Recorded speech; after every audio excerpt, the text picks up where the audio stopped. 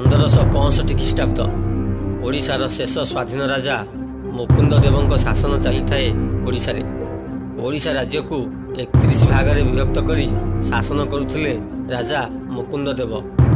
ପ୍ରତ୍ୟେକ ଭାଗକୁ କୁହାଯାଉଥିଲା ଏକ ଏକ ଦଣ୍ଡପାଟ। ଜଣେ ଜଣେ ଶାସକ ଥିଲେ ଏହି ଦଣ୍ଡପାଟର ଅଧିକାରୀ ଦେଶପତି। ସେହିଭଳି ଏକ ଦଣ୍ଡପାଟର ଅଧିକାରୀ ବା ଦେଶପତି ଥିଲେ ରାଜା ଶ୍ରୀ ସୁଦର୍ଶନ। ବିରଜା କ୍ଷେତ୍ର ଯାଜପୁରର ଏକ ଦଣ୍ଡପାଟରେ ଶାସନ କରୁଥିଲେ ରାଜା ଶ୍ରୀ ସୁଦର୍ଶନ। ପାରିକୁଦ ରାଜବଂଶ ଚରିତରୁ ଜଣାଯାଏ ଯେ ଏହି ରାଜା ନିଜ ଶତ୍ରୁ ଦ୍ୱାରା ପରାସ୍ତ ଓ ବନ୍ଦୀ ହୋଇଥିଲେ ଏବଂ ପରିଶେଷରେ ବନ୍ଦୀଶାଳାରେ ମଧ୍ୟ ମୃତ୍ୟୁବରଣ କରିଥିଲେ। ଆସ ଜାଣିବା ରାଜା ଶ୍ରୀ ସୁଦର୍ଶନଙ୍କ ବନ୍ଦୀ ଏବଂ ବନ୍ଦୀଶାଳାର ମୃତ୍ୟୁ ସମ୍ବନ୍ଧରେ। ଦିନେ ରାଜା ସୁଦର୍ଶନଙ୍କ ନିକଟକୁ ଜଣେ ସର୍ଦ୍ଦାର ଗୁପ୍ତଚର ରୂପେ ଆସି ତାଙ୍କର ବହୁ ପ୍ରଶଂସା କରିଥିଲା, କିନ୍ତୁ ସେ ତାଙ୍କୁ ବିଶ୍ୱାସ ନ କରି ତଡ଼ିଦେଲେ। ଫଳରେ ସେହି ସର୍ଦ୍ଦାର ଅନ୍ୟ ଏକ ରାଜାଙ୍କ ସାହାଯ୍ୟ ନେଇ ସୁଦର୍ଶନ ରାଜାଙ୍କୁ ପରାସ୍ତ ଓ ବନ୍ଦୀ କଲା। ସେହି ବନ୍ଦୀଶାଳାରେ ରାଜାଙ୍କ ମୃତ୍ୟୁ ହୋଇଥିବାର ଜଣାଯାଏ। ମୃତ୍ୟୁ ବେଳକୁ ତାଙ୍କର ଗୋଟିଏ 7 ବର୍ଷର ପୁତ୍ର ଥିଲା। ରାଜମାତା ଶତ୍ରୁ ଭୟରୁ ରକ୍ଷା କରିବା ସକାଶେ ସେହି ପୁତ୍ରକୁ ତାଙ୍କର ବିଶ୍ୱସ୍ତ ପ୍ରଜା ଗୋପାଳ ପଣ୍ଡାଙ୍କ ସାହାଯ୍ୟରେ ଗୋଟିଏ ମାଳି ଘରକୁ ନେଇ ସେଠାରେ ଲୁଚାଇ ରଖିଲେ।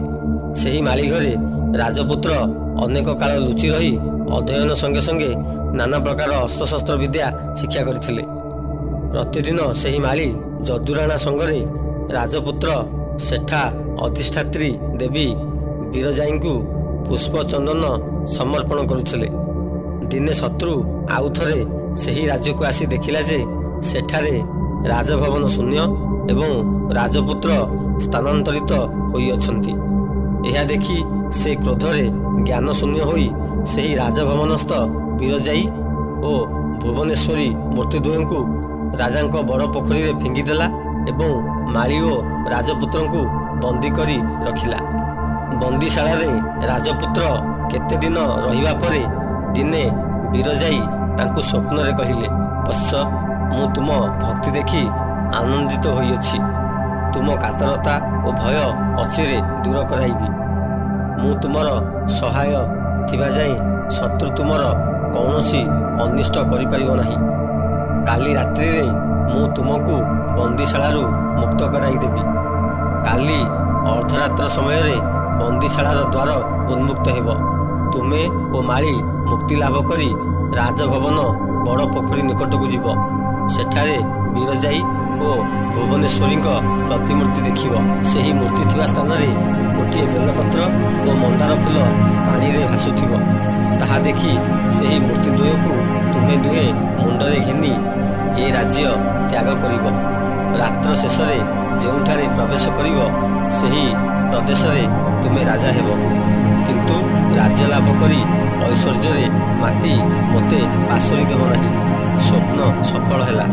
ତହିଁ ଆର ଦିନ ଅର୍ଦ୍ଧରାତ୍ର ସମୟରେ ରାଜପୁତ୍ର ଓ ମାଳି ବନ୍ଦୀଶାଳାରୁ ମୁକ୍ତ ହୋଇ ମୂର୍ତ୍ତି ଦ୍ୱୟଙ୍କୁ ଘେନି ସେ ରାଜ୍ୟ ଛାଡ଼ିଲେ। ରାତ୍ର ଶେଷରେ ସେମାନେ ଆସି ଗୋଟିଏ କନ୍ଧପଲ୍ଲୀ ନିକଟରେ ଉପସ୍ଥିତ ହେଲେ। ସେହି କନ୍ଧପଲ୍ଲୀ ଆଧୁନିକ ବାଣପୁର ନିକଟସ୍ଥ ବଙ୍କାଡ଼ ଗ୍ରାମ ବୋଲି ପରିଚିତ। ପ୍ରକୃତରେ ଏହି ବଙ୍କାଡ଼ ଆଜି ସୁଦ୍ଧା କନ୍ଧମାନଙ୍କ ବାସସ୍ଥଳୀ ହୋଇଅଛି। ପୁଣି ଏଠାରେ ପୂର୍ବ ରାଜାମାନଙ୍କ ଗଡ଼ର ଭଗ୍ନାବଶେଷ ଓ ବିରଜାଇଙ୍କ ମନ୍ଦିର ଦେଖାଯାଏ। ଏଠାରେ କହିବାକୁ ହେବ ଯେ ଯଦି ସୁଦର୍ଶନ ରାଜାଙ୍କ ରାଜ୍ୟ ଯାଜପୁର ବା ସନ୍ନିକଟ କୌଣସି ପ୍ରଦେଶ ହୋଇଥିଲା, ତେବେ ସେଠାରୁ ତାହାଙ୍କ ପୁତ୍ର ଏକ ରାତ୍ରିରେ ବଙ୍କାଡ଼ ଗ୍ରାମରେ କିପରି ଆସି ପହଞ୍ଚିଲେ, ତାହା ଅନୁମାନ କରିବା ଆମର ସାଧ୍ୟାତୀତ। ଯାଜପୁର କଟକରୁ ପ୍ରାୟ 40 ମାଇଲ ଦୂରରେ ଉତ୍ତର ପୂର୍ବ ଦିଗରେ ଅବସ୍ଥିତ ଏବଂ ବଙ୍କାଡ଼ ବାଣପୁରରୁ ପ୍ରାୟ 5 ରୁ 6 ମାଇଲ ପଶ୍ଚିମରେ ଦେଖାଯାଏ। କଟକଠାରୁ ବାଣପୁର ପ୍ରାୟ 70 ମାଇଲରୁ କମ୍ ହେବ ନାହିଁ। ସୁତରାଂ ଯାଜପୁରକୁ ବଙ୍କାଡ଼ ଅନ୍ତତଃ 100 ମାଇଲରୁ କମ୍ ନୁହେଁ। କିନ୍ତୁ ଏତେ ବାଟ 5-6 ଘଣ୍ଟା ମଧ୍ୟରେ ଅର୍ଦ୍ଧରାତ୍ରଠାରୁ ପ୍ରାତଃକାଳ ପର୍ଯ୍ୟନ୍ତ କିପରି ସେ ଦୁହେଁ ଅତିକ୍ରମ କଲେ ତାହା କହିହେବ ନାହିଁ। ସମ୍ଭବତଃ ସୁଦର୍ଶନ ରାଜାଙ୍କ ବର୍ଣ୍ଣିତ ବିରଜା କ୍ଷେତ୍ର ବଙ୍କାଡ଼ର ଆଉ କୌଣସି ନିକଟବର୍ତ୍ତୀ ସ୍ଥାନ ହୋଇଥିବ। ନଚେତ୍ ବୀରଜାଇ ଓ ଭୁବନେଶ୍ୱରୀଙ୍କ ସାହାଯ୍ୟରୁ ସେମାନେ 5-6 ଘଣ୍ଟା ମଧ୍ୟରେ ଏତେ ବାଟ ଅତିକ୍ରମ କରି ବଙ୍କାଡ଼ରେ ପ୍ରବେଶ କରିଥିବେ। ସେ ଯାହା ହେଉ, ସୁଦର୍ଶନ ରାଜାଙ୍କ ପୁତ୍ର ନିଜ ରାଜ୍ୟ ଛାଡ଼ି ବଙ୍କାଡ଼ରେ ଗୋଟିଏ ନୂତନ ରାଜ୍ୟ ପ୍ରତିଷ୍ଠା କରିଥିଲେ।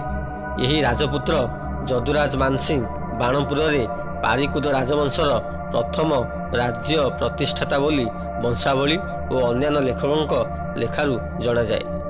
ପରବର୍ତ୍ତୀ ଭାଗରେ ଆମେ ଜାଣିବା ରାଜା ଶ୍ରୀ ସୁଦର୍ଶନଙ୍କ ପୁତ୍ର ଶ୍ରୀ ରାଜା ଯଦୁରାଜ ମାନସିଂହଙ୍କ ସମ୍ବନ୍ଧରେ।